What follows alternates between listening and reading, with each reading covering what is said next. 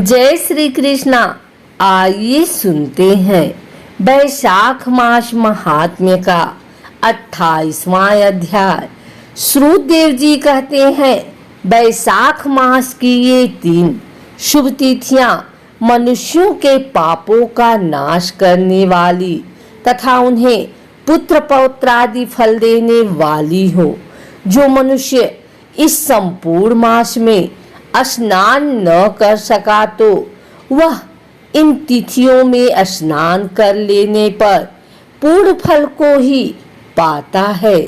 वैशाख मास में लौकिक कामनाओं का नियमन करने पर मनुष्य निश्चय ही भगवान विष्णु का सायुज्य प्राप्त कर लेता है।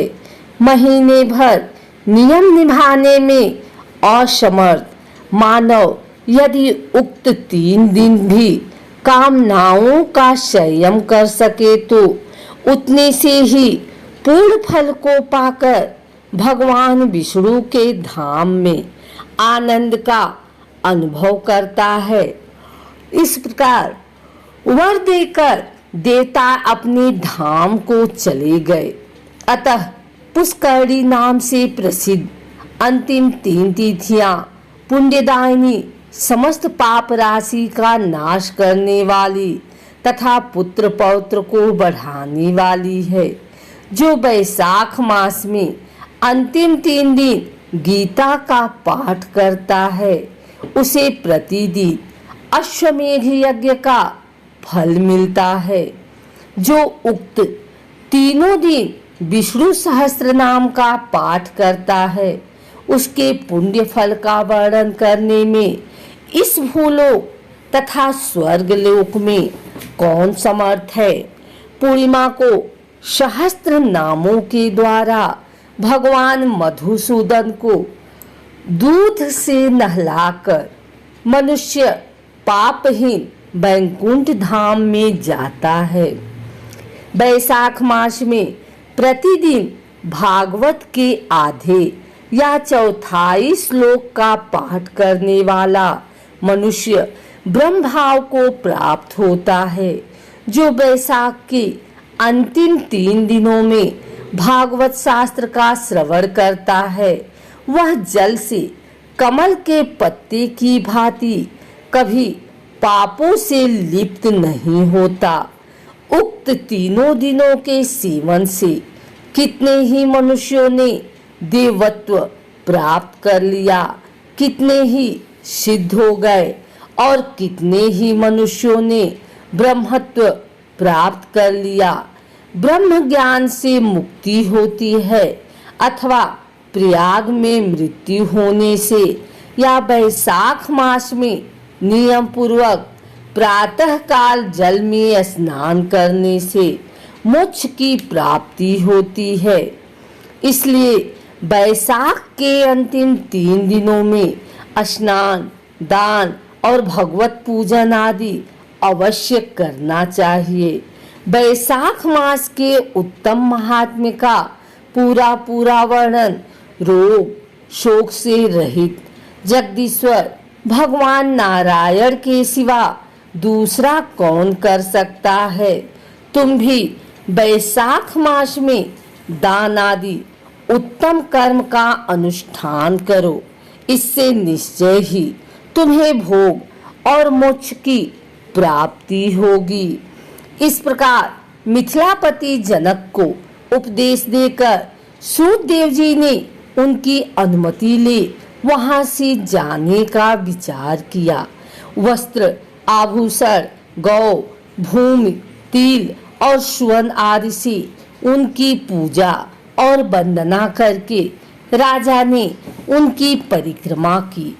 तत्पश्चात उनसे विदा हो महातेजस्वी एवं परम यशस्वी श्रुतदेव जी संतुष्ट हो प्रसन्नता पूर्वक वहां से अपने स्थान को गए। राजा ने वैशाख धर्म का पालन करके मोक्ष प्राप्त कर लिया।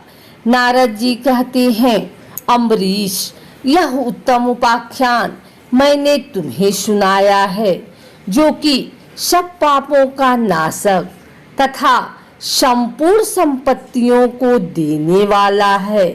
इससे मनुष्य भुक्ति, मुक्ति, ज्ञान एवं मोक्ष पाता है। नारद जी का यह वचन सुनकर महायशस्वी राजा अम्बरीश मन ही मन बहुत प्रसन्न हुए।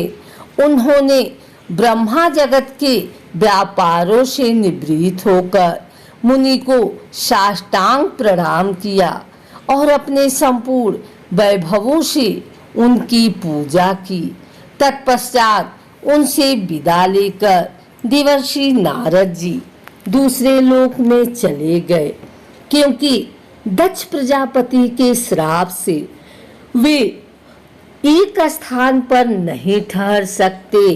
राजा अम्बरीश भी नारद जी के बताए हुए सब धर्मों का अनुष्ठान करके निर्गुण परम ब्रह्मा परमात्मा में विलीन हो गए, जो इस पाप नाशक एवं पुण्यवर्धक उपाख्यान को सुनता है या पढ़ता है वह परम गति को प्राप्त होता है।